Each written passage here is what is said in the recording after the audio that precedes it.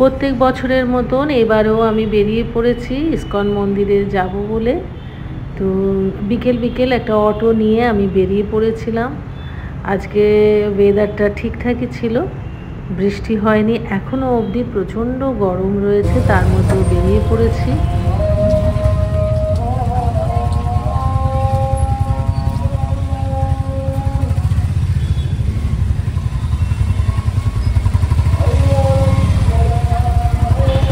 মন্দিরের খুব কাছেই চলে এসেছি, কিন্তু এখানে আমাকে অটোটাকে ছেড়ে দিতে হবে, কেননা অটো বা গাড়ি কোনো কিছুই ওপর অবধি অ্যালাউ করছে না। দেখতেই পাচ্ছ পুলিশ দিয়ে দিয়েছে এখানে, প্রত্যেকবারই পুলিশ দেয়, কেননা লাস্ট ইয়ারও দেখেছিলাম প্রচণ্ড ভিড় হয়েছিল, তাই পুলিশ রাখতে ওরা বাধ্য হয়।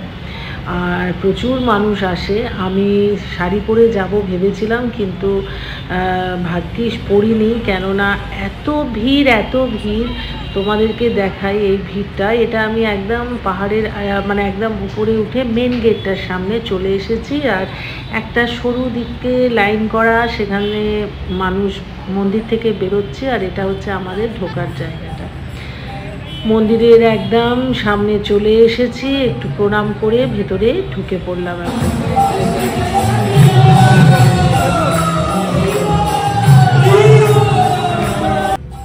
ভেবেছিলাম একটু বসে একটু আরতি এগুলো দেখে তারপর বাড়ি যাব, কিন্তু সেটা আর সুযোগ হয়নি। এত ভিড় ছিল যে সেখানে মানে আমাদের কোনোভাবে দাঁড়ানোরও সুযোগ হয়নি। আগে থেকে যারা বসে গেছে তারাই ওখানে বসে নাম কীর্তন শুনতে পাচ্ছে।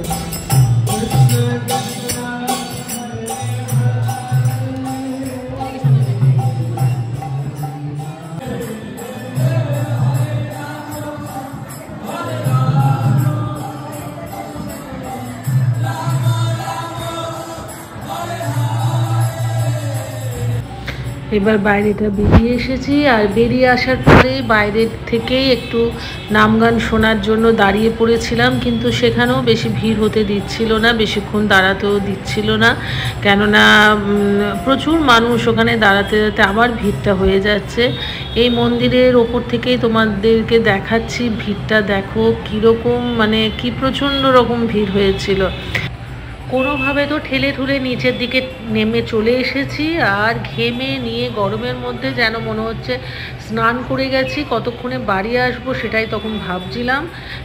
মন্দির থেকে সবাই বেরোচ্ছে, দেখো মনে হচ্ছে সেই দুর্গাপুজোর ভিড়। এত ভালোও লাগছিল, ভয়ও লাগছিল, একা একা গিয়েছিলাম বলে এত ভিড় দেখে। পাশে স্টল লাগানো হয়েছিল, যেখানে ইসকনের মন্দিরে যেই ভগবদ গীতার এই সমস্ত বই পাওয়া যায় সেগুলো এখানে বিক্রি হচ্ছিল।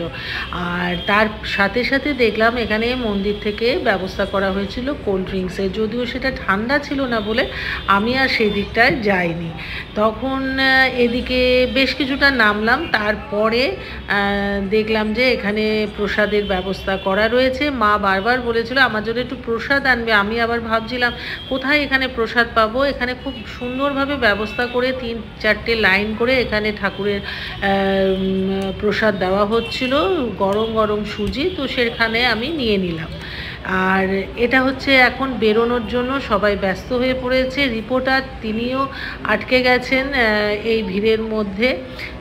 গরম, ভিড় সব কিছু নিয়ে একদম মানুষে কাহিল হয়ে পড়েছে। তার মধ্যেও যে আমরা জন্মাষ্টমীটা খুব সুন্দরভাবে সন্ধ্যেটা কাটাতে পেরেছি, খুব ভালো লাগলো মন্দিরে এসে।